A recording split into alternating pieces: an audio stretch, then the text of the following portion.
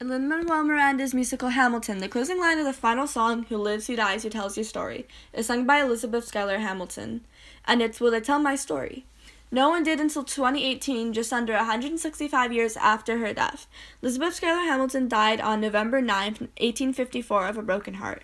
She lived to be 97 years old as she was born in 1757. Eliza spent most of her life defending her husband, Alexander Hamilton's legacy against his enemies and helped tell his story. Elizabeth Schuyler Hamilton became an unyieldingly strong female figure for her time period because of experiencing a rich yet humble upbringing, having great achievements, and creating an important lasting legacy. Elizabeth was born on August 9, 1757, into the rich and old Schuyler family. She was given the nickname Eliza or Betsy. She grew up with an older sister named Angelica, who served as an influence.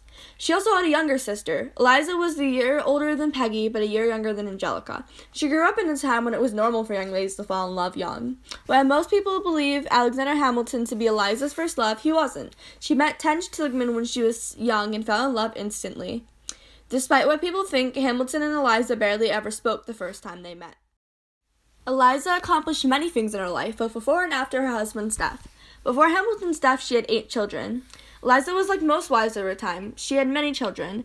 Most of hers remarkably survived into adulthood, which was uncommon for the time. But it wasn't long until Hamilton would die of his famous duel with Aaron Burr.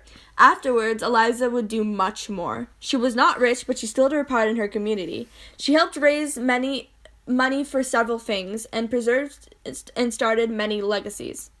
One of those legacies she helped start was an orphanage. She went on to lead the orphanage until she moved out of New York. One of Eliza's biggest accomplishments was her defense of her husband and her push to get his biography published. Everyone was so quick to destroy his legacy, but she tried her hardest to tell his story.